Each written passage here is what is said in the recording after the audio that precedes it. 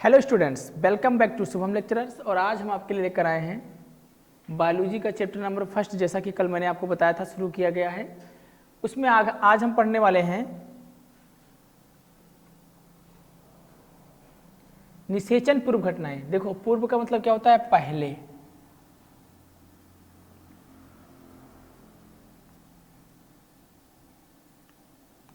पूर्व का मतलब क्या होता है? पहले, यानी निषेचन से पहले की घटनाएं। देखो, निषेचन से पहले की घटनाएं पौधों में क्या है? वास्तविक रूप से पुष्प विकसित होने से पूर्व ये तय हो जाता है कि पौधों में पुष्प आने वाले हैं। मतलब जब भी कभी किसी पौधे में पुष्प का विकास होना शुरू होगा या विकासीय प्रक्रिया शुरू होने वाली होगी, तो उसमें कई सारे हार्मोनल चेंज होंगे और उसके साथ साथ उसकी बॉडी में संरचनात्मक परिवर्तन भी देखने को मिलेंगे या उनकी शुरुआत होगी, जिसके फलस्वरूप पुष्पीय यानी फ्लोरल प्राइमोर्डियम का मतलब क्या हुआ? पुष्प का वह भाग या वह अंग जिससे कली का विकास होना है और उस कली से फिर से पुष्प का विकास होना है, उसके बीच विभाजन की प्रक्रिया प्रारंभ होती है। क्योंकि अगर कोशिकाएं विभाजित होंगी तभी तो नई कोशिकाएं बनेंगी। मान लीजिए किसी पौधे की लंबाई इतनी है और जब इसकी कोशिकाएं विभाजित होंगी तभी तो इसका साइज और बढ़ेगा, और जब साइज और बढ़ेगा तो उससे नई नई कलियां या फिर फूलों का विकास होगा, अग्रिम विकास प्रारंभ होता है। उसके बाद पुष्प क्रम की रचना होती है, जो पुष्पीय कलिकाएं और बाद में पुष्प का। पहले कली का विकास होगा, उसके बाद में किसका विकास होगा? फूल का, यानी एक संपूर्ण पुष्प का रूप धारण कर लेगा।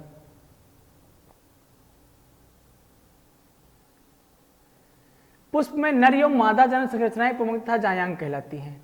मैंने कल आपको बता दिया था कि जो पुष्प का नर भाग है उसे हम क्या बोलेंगे? पुमंग या फिर पुंकेसर, और जो मादा भाग है उसको बोलेंगे जायांग या फिर स्त्री केसर। विभेदन एवं विकसित रहती हैं। आप याद करें कि पुमंगों से भरपूर पुंकेसरों का गोला, पुमंगों से भरपूर, पुमंग का मतलब क्या है?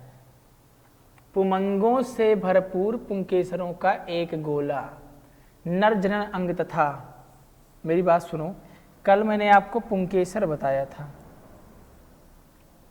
पुष्प के नर भाग को क्या कहा जाता है? पुंकेसर। पुष्प का नर भाग क्या कहलाता है? पुंकेसर। यानी ये जो संरचना है ये हमारी तंतु कहलाती है, ये हमारा पुमंग, और पुमंग और इसके अंदर क्या भरे हुए हैं?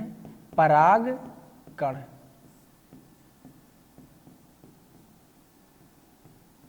क्या भरे हुए हैं? पराग कण। नर जनन अंग तथा जायांग को मादा जनन अंग का प्रतिनिधित्व करता है।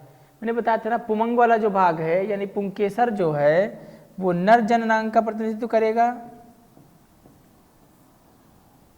और जो स्त्री केसर है वो आपका मादा जननांग का प्रतिनिधित्व करेगा। यानी स्त्री केसर मादा जननांग का और पुमंग नर जननांग का प्रतिनिधित्व करेगा। ठीक है, अब बात आती है पुंकेसर, लघु बीजाणुधनी तथा परागकण की। देखो, पुंकेसर क्या है? मैंने ऑलरेडी आपको बता दिया है। पुंकेसर पुष्प के नर भाग को कहते हैं, या वह भाग जो कि पुंकेसर पुष्प का वह भाग जो कि पुमंग यानी पुरुष का प्रतिनिधित्व करता है, उसके मेल भाग का प्रतिनिधित्व करता है, उसको पुंकेसर कहा जाता है। पुंकेसर दो भागों में बटा होता है। मैंने कल ही आपको बताया था कि यह एक द्विपालित संरचना है। पुंकेसर क्या है? एक द्विपालित संरचना है, यानी दो भागों में बटा होता है। दो भागों में बटने का तात्पर्य क्या है कि यदि आप देखेंगे तो इसमें एक लंबा, मैं यहां छोटा सा बना रहा हूं, इस लंबे पतले भाग, एक लंबा एवं पतला भाग होता है जिसे हम क्या बोलते हैं? डंठल। आप इसको क्या बोलते हैं? डंठल, या फिर अंग्रेजी में इसी को फिलामेंट कहा जाता है। तथा अंतिम सिरा सामान्यतया द्विपालित, अंतिम सिरा कितनी पालियां बनी हुई इस पे? दो, द्विपालित परागकोश कहलाता है। और पराग तंतु का समीपस्थ छोर पुष्प के पुष्पासन या पुष्पदल से जुड़ा रहता है। देखो, या तो ये पुष्पासन से जुड़ा होगा या तो पुष्पदल से जुड़ा होगा। सबसे बाहरी जो दल होगा, मैं एक फूल की बात करूं, ये रहा पुष्पासन, जिसपे पुष्प की सारी संरचनाएं टिकी होती हैं, उसको हम क्या कहते हैं? पुष्पासन। तो ये पुष्पासन से हमारा क्या जुड़ा हुआ है? पुंकेसर जुड़ा होता है। पुंकेसर की संख्या एवं लंबाई विभिन्न प्रजाति के पुष्पों में अलग अलग होती है। मैं कह सकता हूं, या आप भी ये कह सकते हैं कि अलग अलग प्रजातियों में पुंकेसर में की लंबाई या फिर इनका जो सिरा है किसी का सिरा 2 भागों में बटा है, इसको द्विपालित कहते हैं, किसी का सिरा केवल एक ही भाग में बटा है। तो ये डिपेंड करता है कि किस प्रकार की स्पीसीज है, जिस प्रकार का पौधा होगा उसमें उसी प्रकार का पुंकेसर लगा होगा और वो एक पालित या द्विपालित उसी के अनुसार होगा। ठीक है, समझ पा रहे हैं मेरी बात को, एकदम मजे में ले रहे हैं।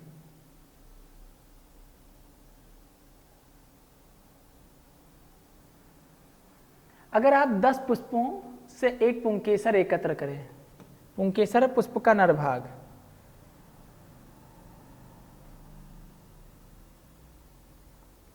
अगर आप 10 पुष्पों से पुंकेसर एकत्र करें और एकत्र करने के बाद उन्हें एक स्लाइड पर रख लें, कांच की स्लाइड होती है, जैसे मैं बात करूं इस तरीके की स्लाइड, ये हमारी कांच की स्लाइड है और आपने पौधों से क्या एकत्र किया, पुंकेसर, और पुंकेसर को लाकर आपने उस स्लाइड पर रख दिया। स्लाइड पर क्या किया, रख दिया, और रखने के बाद उस स्लाइड को माइक्रोस्कोप, मतलब उस स्लाइड को कवर स्लिप से कवर कर दिया। उसके बाद जब आप उसको माइक्रोस्कोप में लगाकर देखेंगे तो उस प्रत्येक पराग कणों का जो आकार है वो अलग अलग दिखाई देगा। एक विच्छेदन सूक्ष्मदर्शी से प्रत्येक पुंकेसर का सावधानी पूर्वक अवलोकन करें तथा स्पष्ट चित्र के माध्यम से विभिन्न पुष्पों में पराग कोषों से जुड़ाव एवं आकार की व्यापकता को समझा जा सकता है। मेरे कहने का मतलब क्या है, 2 चीजें डिफरेंस होंगी, 2 चीजें अलग होंगी। पहली बात तो जो ये पराग कण है इनका साइज अलग अलग होगा, यानी सभी प्रकार, जिस प्रकार की प्रजाति है उसका आकार क्या होगा, अलग अलग। दूसरा क्या है, मैंने जो अभी आपको बताया था, पुंकेसर, ये पुष्पासन, और पुष्पासन पुष्प की ऐसी संरचना जिसपे पुष्प की सारी संरचनाएं टिकी रहती हैं उसको हम क्या कहते हैं, पुंकेसर। ये आपका पुंकेसर हो गया, और पुष्प की इसी संरचना पर तो ये पुंकेसर टिका हुआ है। ये जो संरचना है इसको पुष्पासन बोला जाता है।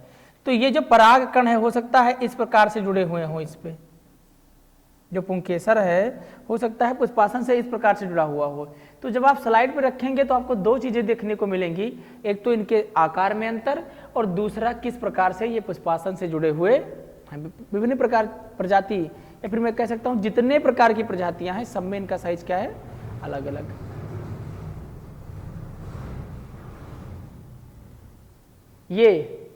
ये जो लंबा पतला वाला भाग है, ये जो लंबा पतला वाला भाग है ये, ठीक है, ये हमारा क्या कहलाता है, तंतु या फिर फिलामेंट। तंतु या फिर इसको क्या बोलते हैं, फिलामेंट। ये क्या है, परागकोश। देखो एक पाली तो ये हो गया और दूसरी पाली ये हो गई, तो ये क्या है, द्विपालित। द्विपालित, इसको हम बोलते हैं परागकोश। परागकोश, परागकोश के अंदर क्या पाए जाएंगे, आपके पराग कण। पराग कण पुष्प का कौन सा भाग है, नर भाग। कल ये सिंबल बना के मैंने आपको दिखाया था भैया, डंठल यानी तंतु, लाइन ऑफ डेहिसेंस, डिवाइड करने वाली दोनों को, और इसके अंतर्गत ये जो आपको देख रहे हैं यही हमारा क्या है, पराग कण। क्या है ये, पराग कण। देखिए ये सारे जो दिखाई पड़ रहे हैं आपके छोटे छोटे कणों के रूप में, इनको भी हम क्या, इनको क्या कहते हैं, पराग कण है। और ये जो संरचना आपको दिखाई दे रही है इस प्रकार से, ये क्या है, हमारी पराग कोश। क्या कहलाती है ये संरचना, पराग कोश। आगे मैं बना के दिखाऊंगा अभी इसी का टीएस सेक्शन आपको। तो अब आप समझ गए होंगे कि ये पुष्प के नर भाग हैं, इसमें लंबा भाग फिलामेंट, ये आपका पराग कोश द्विपालित है, पराग कोश के अंदर परागकण जो पुष्प का नर भाग है, और ये छोटे छोटे परागकण आपको दिखाए गए हैं। ये लाइन ऑफ डेहिसेंस से मतलब डिवीजन करने वाली लाइन, इसको डिवीजन करने वाली, इसके डिवीजन के लिए और इसके डिवीजन के लिए। ठीक है, तो बढ़ सकता हूं मैं आगे की तरफ। समझ पा रहे हैं मेरी बात को, आप सुन रहे हैं।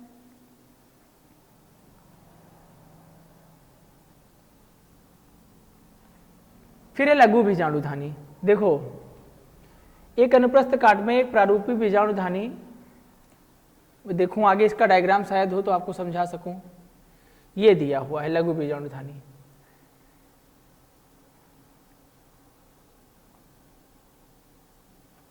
देखो मैं सबसे पहले आपको बताऊं, मैं एक परागकण लेता हूं, ये तंतु,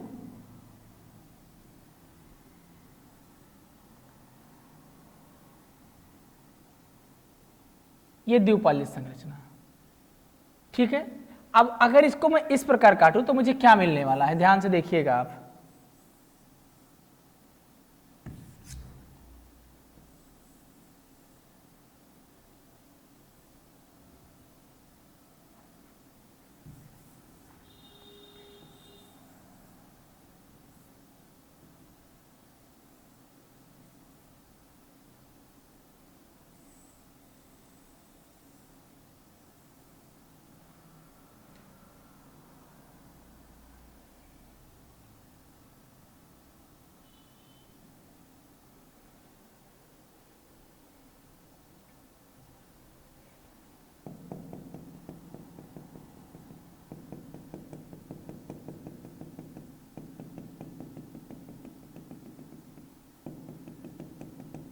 ये इसको मैंने इस तरीके से काट दिया है, अगर काटूं तो कुछ इस तरीके का दिखाई देता है।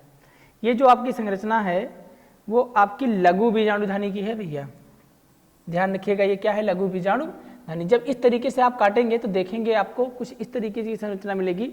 और ये चतुष्कोणीय है। कितने कोने हैं इसके अंदर, 4। ध्यान से देखना, सबसे अंदर, उसके बाहर एक और लेयर है।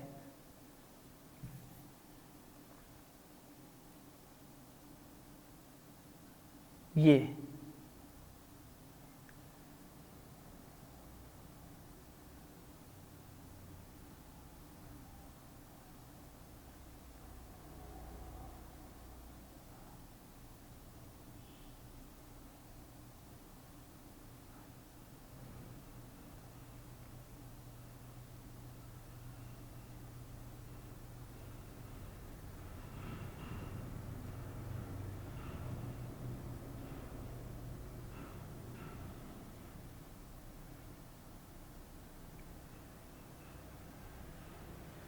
देखो बनाया मैंने छोटा सा, देखो सबसे जो बाहरी वाली लेयर है, यानी सबसे बाहरी वाली जो लेयर है उसको हम बोलते हैं बाह्य त्वचा। मैं लिख दे रहा हूं यहां पर फिर से,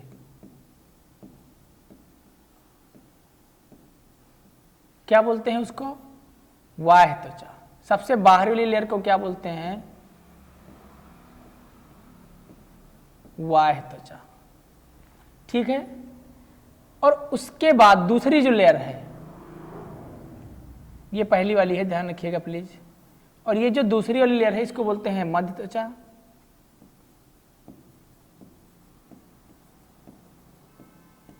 उसके अंदर जो सबसे आंतरिक लेयर है उसको बोलते हैं अंतः त्वचा।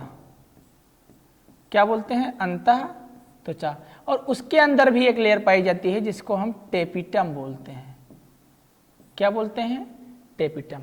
और ये हमारा क्या है, पराग कोश। और इस पराग कोश के अंदर क्या पाए जाते हैं, पराग कण। समझ पा रहे हैं मेरी बात।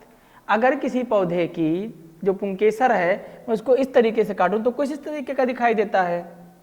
उसको यदि मैं माइक्रोस्कोप से देखूं तो एक चतुष्कोणीय संरचना पाई जाती है जो कि 4 लेयर से घिरी होती है। सबसे बाहरी को बाह्य त्वचा, फिर मध्य त्वचा, फिर अंतः त्वचा, और सबसे आंतरिक वाली है टेपिटम। ये टेपिटम आपके लिए इंपॉर्टेंट है, और इंपॉर्टेंट इसलिए है क्योंकि यूपी बोर्ड वाले एग्जाम में टेपिटम के कार्य पूछा जाता है। मैं इसका एक कार्य आपको बताता हूं। इसका कार्य है परागकणों को पोषण देना, विकसित परागकणों को पोषण देना। फिर इस वाले भाग का एक छोटा सा सेक्शन अगर आप देखेंगे तो ये सबसे बाहरी वाली त्वचा, अंतः त्वचा, अंतस्थीसियम, ये मध्य परत, और ये लघु बीजाणु मात्र कोशिका। और इन्हीं लघु बीजाणु मात्र कोशिका से किसका विकास होगा, पराग कणों का। किसका विकास होगा, इनसे पराग कणों का। और ये टेपिटम, टेपिटम का काम क्या है, इनको क्या प्रदान करना, पोषण। क्या प्रदान करना, पोषण। ये भी उसी का एक भाग है, ठीक है। तो अब आप इसको समझ चुके हैं। अब मैं बढ़ता हूं अपने टॉपिक पे। लघु बीजाणुधानी की संरचना। एक अनुप्रस्थ काट में एक प्रारूपी लघु बीजाणुधानी बाह्य रूपरेखा में लगभग गोलाई में प्रकट होती है। गोलाई जैसा कि मैंने अभी आपको दिखाया है, यह सामान्यतः 4 भित्तियों से आवृत यानी घिरी होती है, जिसमें सबसे बाहरी वाली को बाह्य त्वचा, मैंने तुरंत बताया था अभी आपको, फिर अंतः त्वचा, फिर मध्य त्वचा और सबसे अंदर वाली को टेपिटम बोला जाता है। सबसे बाहर की वो 3 परतें का संरक्षण का कार्य करती है। और ये टेपिटम क्या करती है, जो बाहर की 3 परतें हैं उनकी रक्षा भी करती है और उसके साथ साथ पराग कणों के स्फुटन में मदद कर पराग कणों को अमुक्त कराती है। और सबसे आंतरिक पर जो टेपिटम होती है उसका काम क्या है, विकासशील पराग कणों को पोषण देना। यही पोषण हर बार यूपी बोर्ड के एग्जाम में यही पोषण पूछता है कि पोषण कैसे, मतलब टेपिटम के कार्य क्या है। तो आपका सीधा जवाब होगा कि टेपिटम का कार्य क्या है, पराग कणों को पोषण देना।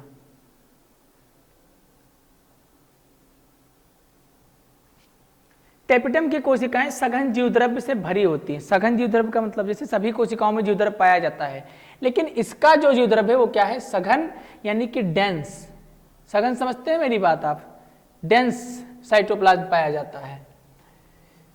और सामान्यतः 1 से अधिक केंद्रक, एक बात ये भी ध्यान रखिएगा, जो टेपिटम की कोशिकाएं हैं वो सघन साइटोप्लाज्म से जीवद्रव्य से भरी होंगी और उसमें केंद्रक की संख्या 1 से अधिक होगी। ठीक है, क्या आप या सोच सकते हैं कि किस प्रकार से एक कैपिटल कोशिका, कौन सी कोशिका, कैपिटल कोशिका द्विकेंद्रीय बन सके। द्विकेंद्रीय का मतलब क्या हो गया कि जिसमें 2 केंद्रक हो। यहां पर साफ साफ लिखा है 1 से अधिक केंद्रक, इसका मतलब जो टेपिटम की कोशिका है उसमें कितने केंद्रक होंगे, 2। जब एक पराग कोश अपरिपक्व होता है, मतलब वो परिपक्व अवस्था में नहीं होता है, तब उसमें कोशिकाओं का एक समूह पाया जाता है जिसे बीजाणुजन ऊतक कहा जाता है। और इसी बीजाणुजन ऊतक से हमारा क्या बनता है, पराग कण। इन्हीं बीजाणुजन ऊतक से क्या बनता है, हमारा पराग कण। और ये कहां स्थित होते हैं, लघु बीजाणुधानी के केंद्र में। अब लघु बीजाणुधानी क्या है, पराग कण का टीएस सेक्शन। और इसी से संबंधित प्रक्रिया आगे लिए आपकी आएगी लघु बीजाणुजनन, यानी पराग कणों का निर्माण होने की जो प्रक्रिया है। लघु बीजाणुजन ऊतकों से पराग कणों के निर्माण करने की जो प्रक्रिया है उसे क्या कहते हैं, लघु बीजाणुजनन। समझ में आ रहा है, मजे लेते हुए चलिए हमारे साथ, और क्या करेंगे।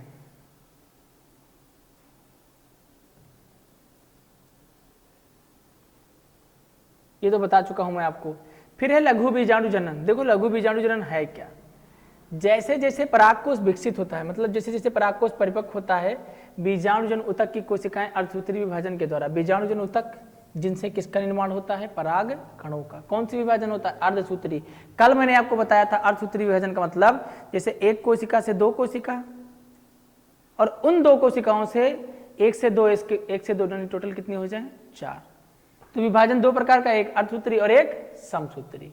और एक तरीके से और भी आप समझ सकते हैं, ऐसी समसूत्री विभाजन का मतलब हुआ जिनमें कोशिकाओं की संख्या समान, मतलब कोशिका में केंद्रक में जो गुणसूत्र है उसकी संख्या समान हो, तो वो समसूत्री विभाजन। और यदि गुणसूत्र की संख्या आधी हो तो उसे क्या कहेंगे, अर्धसूत्री विभाजन। अर्धसूत्री विभाजन के द्वारा सूक्ष्म बीजाणु चतुष्ट बनता है। अभी बताया था ना मैंने आपको, बना के दिखाया था चतुष्कोणीय संरचना। चतुष्क की कोशिकाओं की गुणसूत्रता क्या होगी, जैसा कि बीजाणुजन ऊतक की प्रत्येक कोशिका एक लघु बीजाणु चतुष्क की वृद्धि करने में सक्षम होती है। प्रत्येक कोशिका सक्षम परागमात्र कोशिका होती है। अब देखो जो ये लघु बीजाणु कोशिका है, मतलब जो बीजाणुजन ऊतक है वो किसने बदलेगा, परागमात्र कोशिका। और एक परागमात्र कोशिका में अर्धसूत्री विभाजन पुनः होगा। और जब परागमात्र कोशिका में अर्धसूत्री विभाजन होगा तो फिर क्या बनेगा, लघु बीजाणु। और लघु बीजाणु के बनने की प्रक्रिया किसके अंतर्गत होती है, लघु बीजाणु धानी में। तो लघु बीजाणु के बनने की प्रक्रिया क्या होती है, लघु बीजाणु धानी में। आइए देखते हैं नेक्स्ट स्लाइड।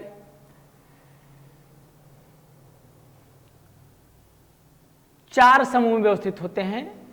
4 समूह का मतलब एक चतुष्कोणीय संरचना। मैंने अभी बना के दिखाई थी आपको भैया, आप ये नहीं कह सकते कि नहीं सर मैंने बना के आपको नहीं दिखाई। बन गया ना ये चतुष्क, देखो ध्यान से।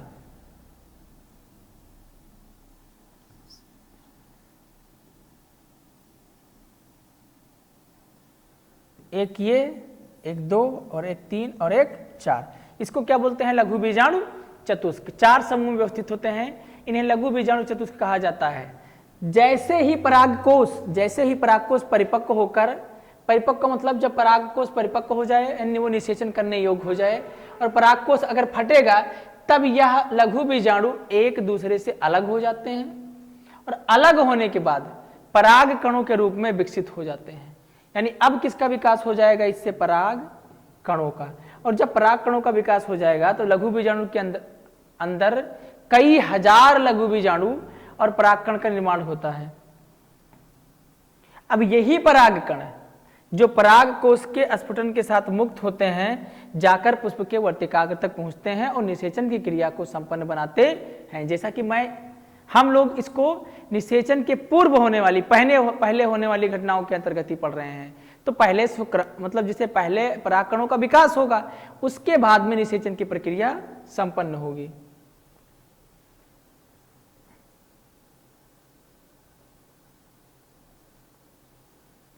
ये देखो, यही है परागकणों जो इलेक्ट्रॉन माइक्रोस्कोप से देखकर उन्होंने बताया था सूक्ष्मदर्शी से, कुछ इस प्रकार के हैं, कुछ इस प्रकार के, कुछ इस प्रकार के, कुछ इस प्रकार के, यानी जितनी प्रकार की जातियां हैं उन सभी में परागकण का जो स्ट्रक्चर है, जो आकार है, वो क्या है? अलग अलग। परागकण क्या होते हैं? नर युग्म को उद्भिद का प्रतिनिधित्व करते हैं। मैंने बताया था कि ये पुष्प के कौन से भाग कहलाएंगे? नर भाग। यानी पुष्प के कौन से भाग का प्रतिनिधित्व करेंगे? नर भाग का प्रतिनिधित्व करेंगे। यदि आप गुड़हल के किसी पुष्प के खुले, गुड़हल का पुष्प तो आपने देखा होगा अपने आसपास, खुले परागकोश को छूते हैं तो आप अपनी उंगलियों पर पीले रंग, मैंने बताया था कल कि सरसों के खेत में जाएंगे और यदि सरसों के पेड़ों पर ऐसे ऐसे हाथ घुमाएंगे तो आपके हाथों में कुछ बारीक पीला पाउडर के रूप में लग जाएगा, जिन्हें आप ऐसे टच करेंगे तो ये महीन बारीक कण दिखाई देंगे। वही हमारे क्या कहलाते हैं? पराग कण। एक कांच की स्लाइड पर एक बूंद पानी डालकर उस पर यह पराग कण छिड़कें और छिड़कने के बाद एक सूक्ष्मदर्शी से देखें, आप निश्चित रूप से आश्चर्यचकित हो जाएंगे कि विभिन्न प्रकार के प्रजातियों के परागकण के विन्यास और आकार, रूप, रंग और बनावट भिन्न भिन्न। ऑलरेडी बता चुका हूं आपका कि जितनी प्रजातियां होती हैं उन सब में परागकणों की लंबाई, उनका आकार और रूप रंग सब क्या होता है? अलग अलग। परागकण सामान्यतः गोलाकार होते हैं, मतलब सबके सब जितने भी होंगे वो क्या होंगे? गोलाकार, जिनका व्यास लगभग 25 से 30 माइक्रोमीटर। इनका जो व्यास है लगभग कितना है? 25 से 30 माइक्रोमीटर। ठीक है।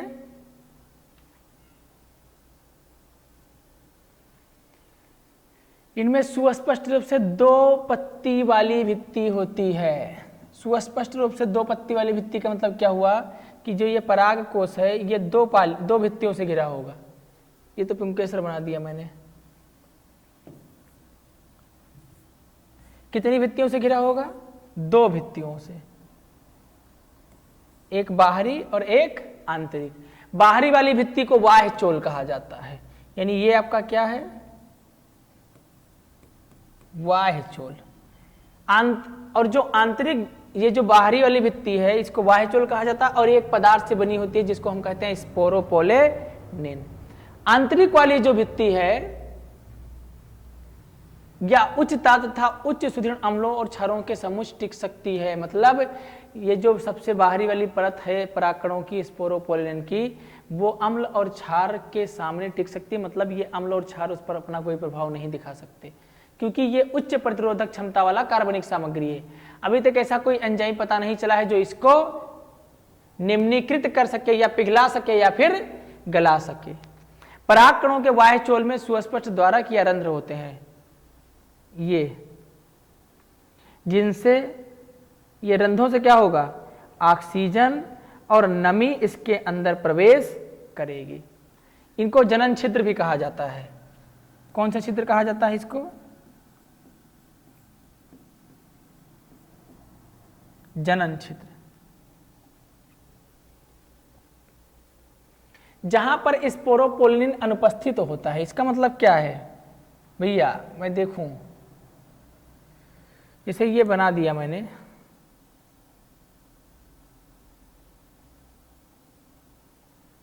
अब जहां पर स्पोरोपोलिन नहीं है, यही तो नहीं होगा, ये जो भाग है यहीं पर स्पोरोपोलिन नहीं होगा। परागकण जीवाश्मों की भांति बहुत अच्छे ढंग से संरक्षित होते हैं क्योंकि उनमें स्पोरोपोलिन की उपस्थिति होती है, और स्पोरोपोलिन ना तो अम्ल ना तो क्षार या फिर किसी भी कार्बनिक पदार्थ का असर उस पर नहीं होने देगा। ये कार्बनिक जीवाश्म की तरह मिट्टी में पड़े रहेंगे, और जब इसको इनकी प्रजाति का पौधा मिलेगा तब ये निषेचन करेंगे। बाह्य चोल में प्रतिमानों एवं डिजाइनों की तरह एक आकर्षक स्तंभों की पंक्तियां प्रदर्शित की गई हैं। आप बाह्य चोल सख्त होना चाहिए, जनन छिद्र के क्या कार्य हैं? क्वेश्चन देखो क्या कह रहा है, आपका क्या विचार है? बाह्य चोल सख्त या कठोर होना चाहिए? मतलब जो ये स्पोरोपोलिन का बना हुआ पदार्थ है, क्या ये सख्त एवं कठोर होना चाहिए अथवा नहीं? जनन छिद्र के क्या कार्य हैं? जनन छिद्र से मैंने ऑलरेडी बताया कि नमी और पानी अंदर इंटर करते हैं, और बाह्य चोल का सख्त होना चाहिए क्योंकि ये स्पोरोपोलिन का बना है, और स्पोरोपोलिन पर किसी भी अम्ल क्षार का कोई प्रभाव नहीं होता। देखो ये बाहरी लेयर, और बाहरी लेयर इसकी किससे बनी है? स्पोरोपोलिन। इसको क्या बोलते हैं? बाह्य चोल। क्या बोलते हैं?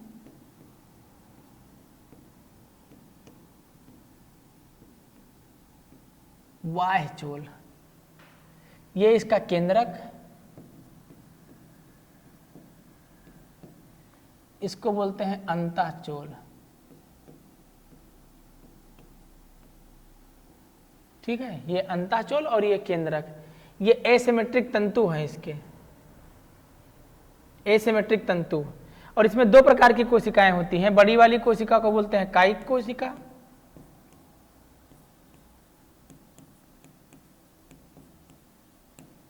और दूसरी वाली जो कोशिका है इसको बोलते हैं जनन कोशिका।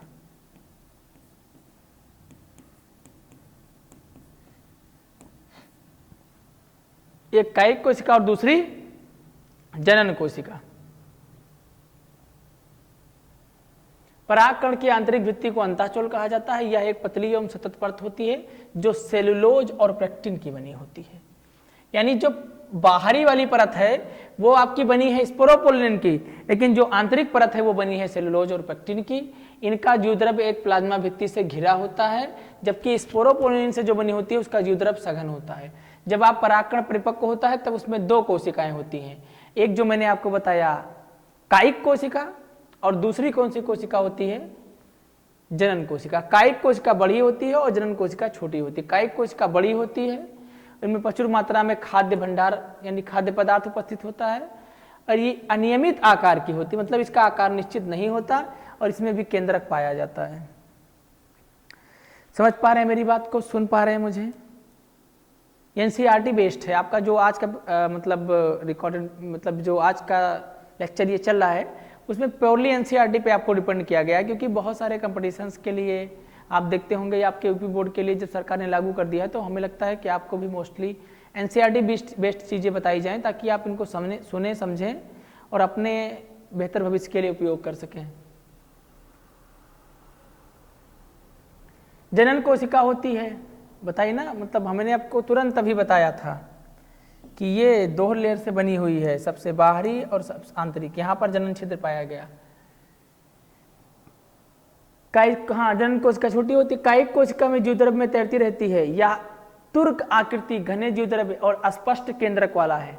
60% से अधिक आवृत बीजी पादपों में, आवृत बीजी का मतलब जिनका अंडा से ढका हुआ हो, पराग कण इस दो कोशीय चरण में झड़ते हैं।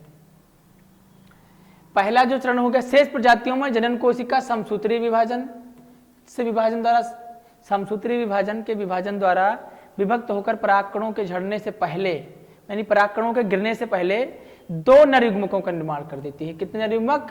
दो नर युग्मक को बनाती है। यानी ये टोटल कितने चरण का होता है? 3 चरण का। पहले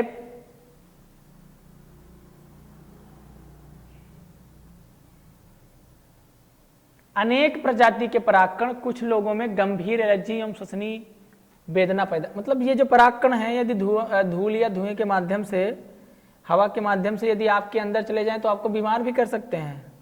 बीमार कर सकने का तात्पर्य मेरा सिर्फ इतना सा है कि ये आपको बीमार करने में सक्षम है।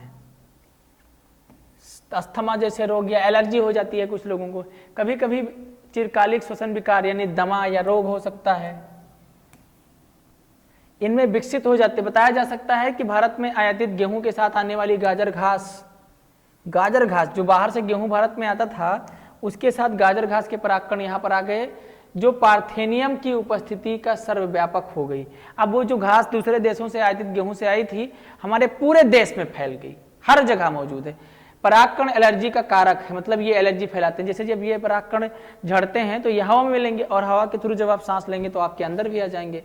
परागकण पोषण से भरपूर होते हैं। हाल के वर्षों में आहार संपूरक पराग गोलियों को लेते हैं, जिनमें से कौन कौन है जो इन आहार संपूरकों के रूप में इस्तेमाल करते हैं।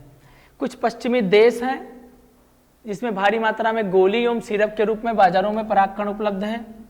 किसके रूप में? गोली एवं सिरप के रूप में उपलब्ध है। पराग खपत का यह दावा है कि यह खिलाड़ियों एवं धावकों के द्वारा, मतलब अपनी स्पीड बढ़ाने के लिए, कार्यक्षमता बढ़ाने के लिए इस्तेमाल किया जाता है। परागकण पोषण से भरपूर होते हैं, इसीलिए जो खिलाड़ी जाते हैं ओलंपिक में खेलने, पैरा ओलंपिक में, स्टेट लेवल के गेम में, वो इन सब के टेबलेट या सिरप का इस्तेमाल करते हैं ताकि उनको ज़्यादा से ज़्यादा ऊर्जा मिले और वह अपने रेस को बहुत कम समय में या सबसे पहले गोल्ड मेडल ला सकें। यही चक्कर था। समझ पा रहे हैं मेरी बात? अरे भैया, डोपिंग टेस्ट होता है ना, कि आप कोई केमिकल लेके तो नहीं आए हैं। अगर आपने लिया है तो आप डोपिंग टेस्ट में पास नहीं होंगे, तो फिर आप उस खेल में हिस्सा नहीं ले पाएंगे। तो कुछ लोग उस परागकणों का गोली एवं सिरप का भी इस्तेमाल करते हैं, क्योंकि एनर्जी ज्यादा होती है और ये खा लेंगे तो घोड़े की तरह दौड़ेंगे। किसकी तरह? घोड़े की तरह। देखो उपलब्ध है।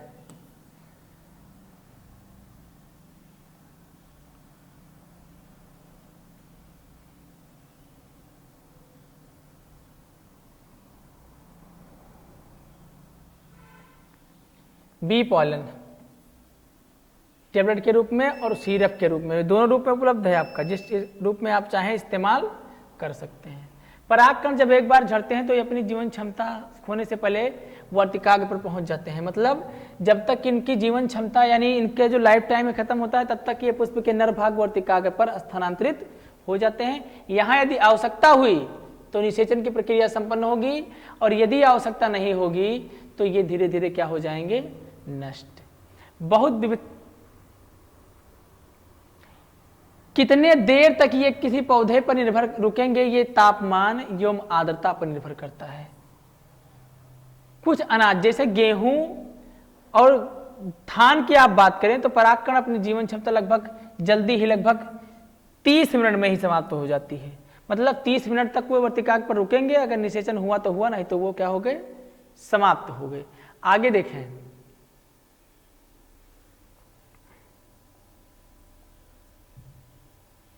जबकि आप गुलाब कुल की बात करें जिसमें रोजेसी आ गया, तथा लेग्यूमिनेसी जिसमें फली लगती है, तथा सोलेनेसी जिससे हमको सलाद और सब्जी मिलती है, उन सब के सदस्यों में जो परागकण है लगभग जीवन क्षमता महीनों तक बनी रहती है। आपने सुना होगा कृत्रिम गर्भाधान के लिए बहुत से जानवरों के वीर्यम शुक्राणु, अरे पशु डॉक्टर आते हैं, इतना बड़ा डिब्बा मोटरसाइकिल में बांध के लाते हैं, उसी में कुछ रखे रहते हैं, वो स्पर्म को रखे रहते हैं।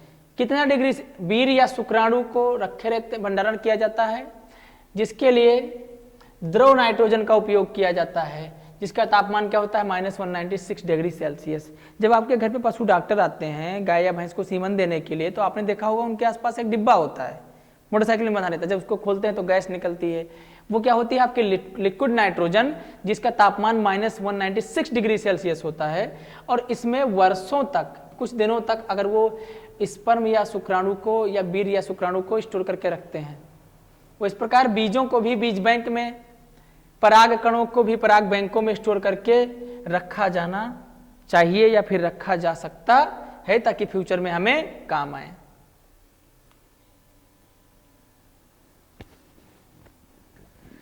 आशा करते हैं आज का वीडियो एकदम मजे से लिए होंगे आप लोग। हल्के में मत लीजिएगा, एनसीईआरटी डिपेंड है, अगर हल्के में लेंगे बहुत भारी पड़ेगा। पढ़ते रहिए और बने रहिए हमारे साथ। आपका हमारे साथ बने रहने के लिए बहुत बहुत धन्यवाद। मिलेंगे नेक्स्ट लेक्चर में नई ऊर्जा और उम्मीद के साथ। तब तक के लिए सबको जय हिंद।